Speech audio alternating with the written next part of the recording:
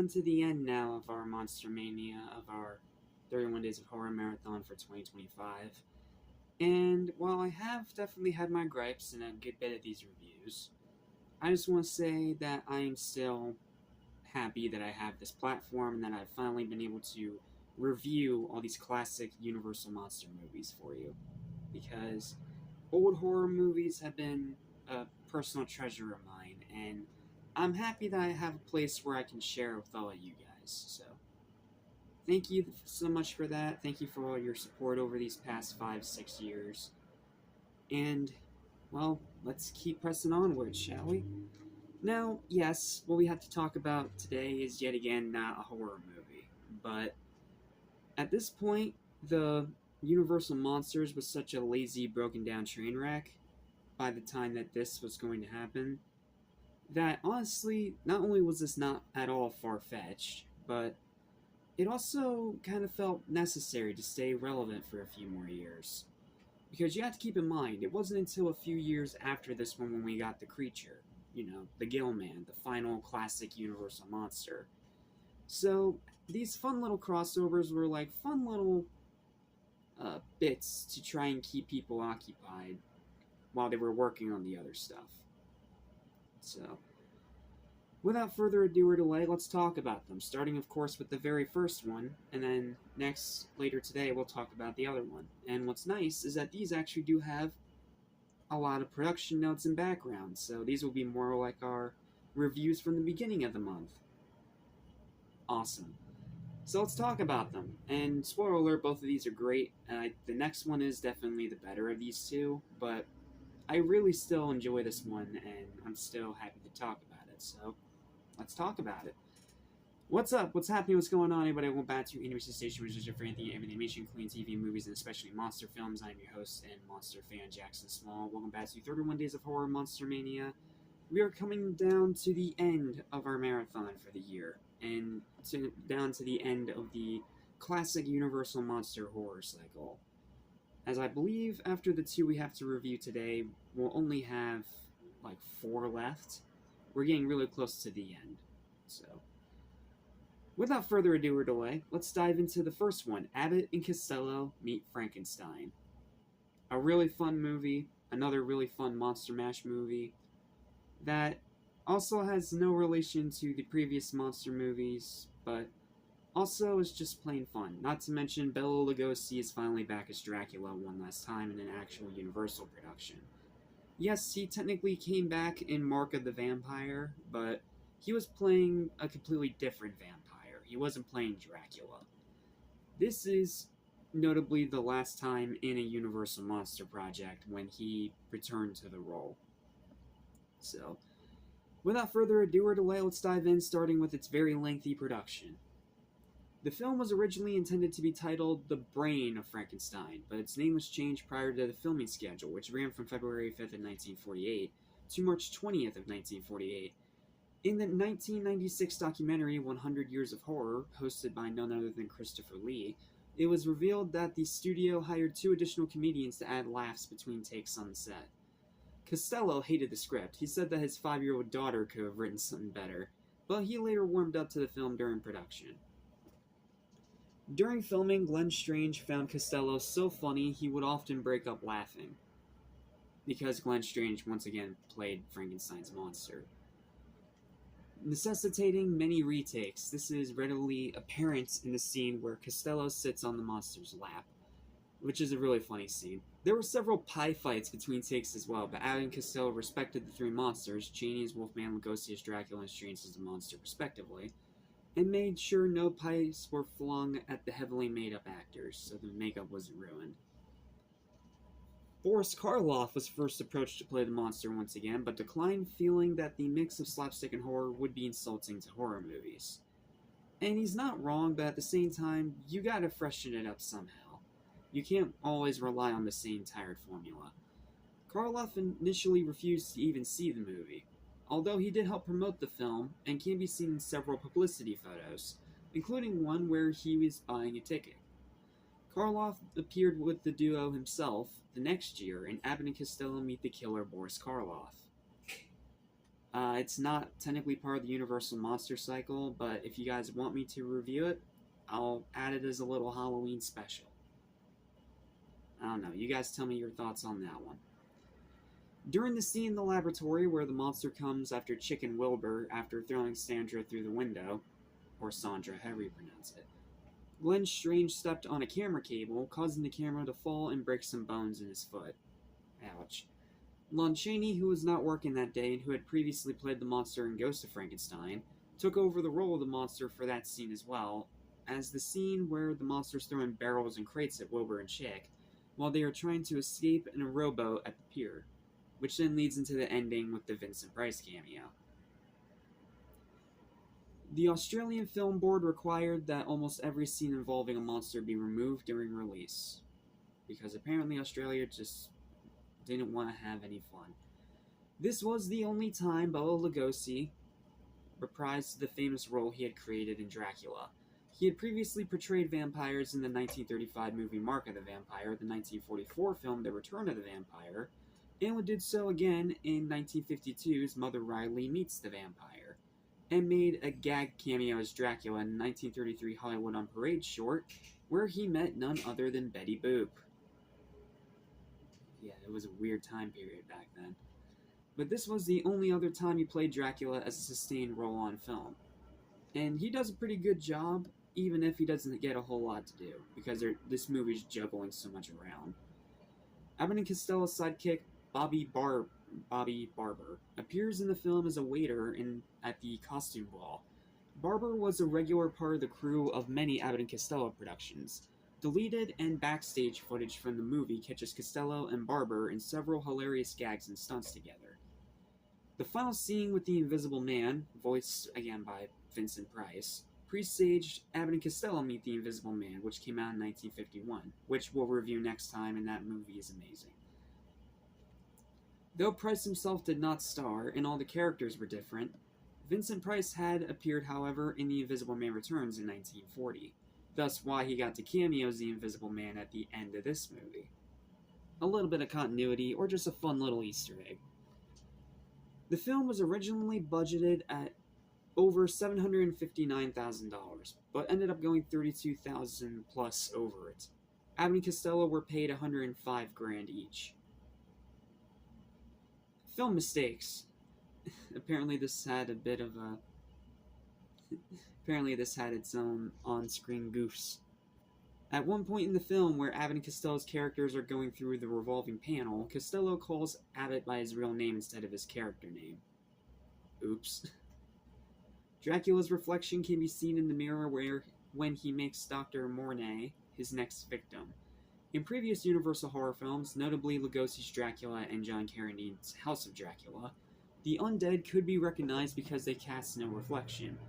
However, this bit of lore had not been established within the context of the Abbott and Costello Meet Frankenstein script, as they were staying as classic as possible, but also overlooking some details because it was more about a generalization of the characters rather than being a one-to-one faithful recreation.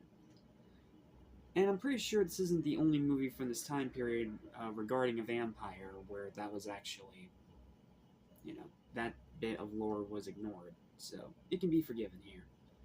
When the Frankenstein monster breaks free of his bonds on the operating table in the climactic chase/fight scene, one of his neck electrodes clearly pulls off of his neck. Whoops. When Costello is next to Dracula's coffin at the beginning of the film, the information card says Frankenstein's monster, until the camera moves and it changes to Dracula's legend.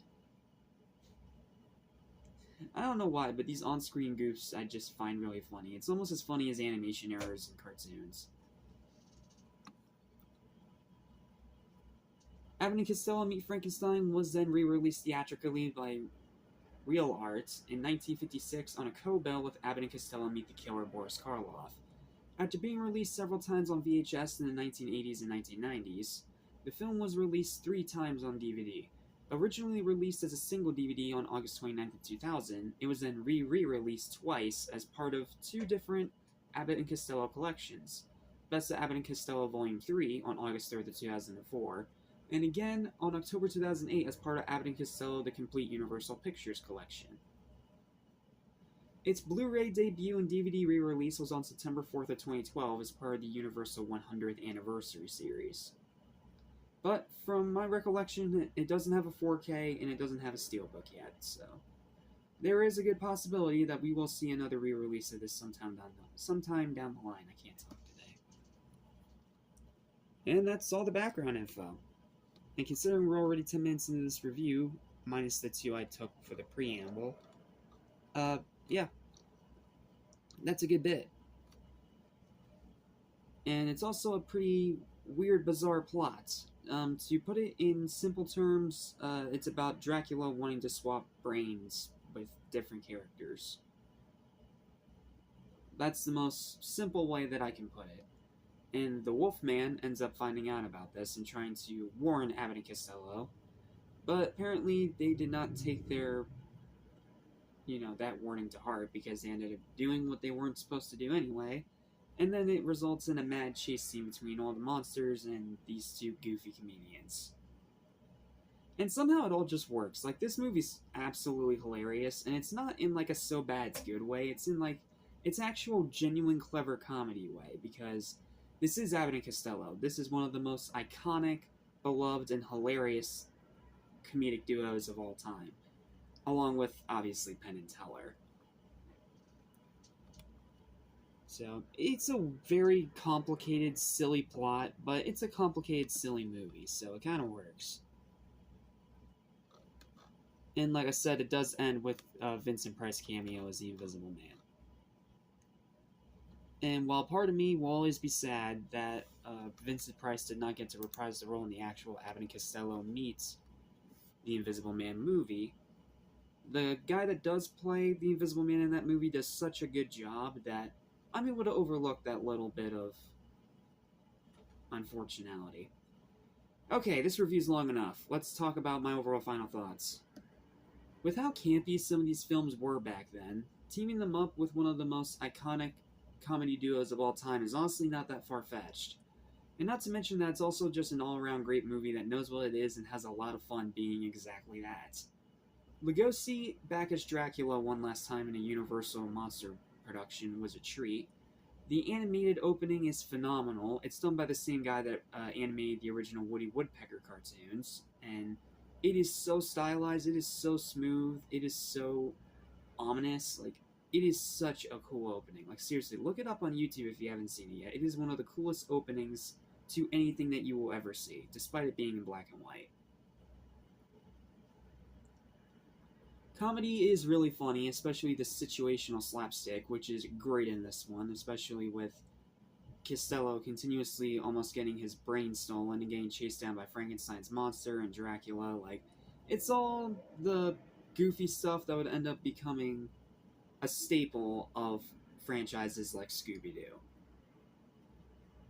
Not to mention, this is also arguably one of the first horror comedies ever made, because up to this point, horror and comedy have kind of just been their own separate things, but with this movie, it kind of combined them together, which, in a way, formed into the horror comedy subgenre that we have nowadays with certain movies, like Hard Eyes, for example. That's a horror comedy, and a really good one at that. Lost my spot, give me a minute. The ending is the best kind of bonkers, especially the fun Vincent Price cameo as the disembodied voice of the Invisible Man. Like, that's just a fun little cameo. It's always nice to see Vincent Price in a movie. Story is silly in a good way. Again, it's overly complicated. It's not that much better than House of Dracula or House of Frankenstein. But it's supposed to be goofy. After all, this is a comedy, unlike the other ones that were trying to still be horror movies, so it can be forgiven a little more here. And not to mention, it gets so silly that it just becomes hard to dislike. The acting is surprisingly really good. Again, like I said, Lugosi does a good job as Dracula, even if he doesn't get a lot to do. Glenn Strange is still good as Frankenstein's monster. He was the best parts of House of Frankenstein and House of Dracula. Outside of, obviously, Boris Karloff as Dr. Niemann, but that's neither here nor there. Obviously, Lon Chaney Jr. being back as the Wolfman one last time is a really nice extra bit, even if it makes no sense continuity-wise. And of course, Abbot and Costello just being the bumbling, funny duo that they always are. So, it's great acting all around, honestly. Runtime's still brisk. This is a Universal Monster movie, so that usually means it's going to be under 2 hours. Set design is classic. Like, it's just the classic castle design and classic laboratory. Like, it's all so classic and very vintage Universal. And rewatchability is very high. This movie's so much fun. It's one of those fun movies that is just entertaining and really enjoyable, especially during spooky season when you're in the mood for some crazy monster mayhem. Not to mention, another great thing about these Universal Monster movies is that since there is no blood through most of them, aside from maybe the 1932 version of The Mummy, but that's kind of debatable. You can show these to kids. This can be their introduction to the horror genre. You can start them literally where it all started. So, that's nice. They're good gateway horror films. Well, most of them anyway. Some of them are just crap, but that's neither here nor there. Sure, it's lacking that creepy atmosphere outside of its awesome animated opening, and the writing is a bit bizarre to say the least, with some very of-the-time, goofy, cheesy dialogue. But honestly, it's such a fun watch that I can easily forgive it. If you love horror comedies, this iconic duo, or these Universal Monsters, this is a must-see, because if even the late great Boris Karloff could find it in his heart to watch this movie despite his own apprehension, I think you can still watch it now, in modern day, with that same apprehension and still have a good time. Obviously, it's not going to be for everybody. Horror comedy is not going to be for everybody. There are some people that think that is like the worst kind of horror film.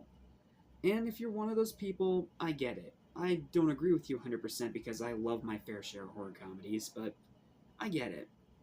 But if you do love horror comedy and you want to see where it all started, this is pretty much where it all started. And it's a really entertaining watch. And that's why its final verdict is a high and well-deserved 8 out of 10. I wish I could give it higher, but because the story is so bizarre and silly, and because the writing is very, very odd, I can't quite give it that extra bump. But it is a great film, and it's definitely a favorite in the Universal Monster Pantheon. And since they were starting to flame out by this point, this was a shot of quality that was definitely needed. But it's not the best one, because the next one we're going to talk about is the best one. And it may or may not be a very long review, because that one I'm going full plot synopsis, because the next one might just be one of, if not my absolute favorite of these movies. Yes, even more than some of the classic Universal Monster movies. Why? Well, I'll tell you all about it next time. But until then, thank you guys so much for watching. Please don't forget to like, share, and subscribe for more videos like this almost every single day. Feel free to hit the hype button if you so desire to get this higher up in the algorithm. And of course, let me know your thoughts and opinions on today's review in the comments down below for tips on how I can improve any of this, or just your thoughts on these movies in general. Anything is helpful, and anything is a delight to read. So, thanks for watching, and I will see you in the next review for one of the funniest comedies that you will ever watch in your life. Abbot and Costello meet the Invisible Man.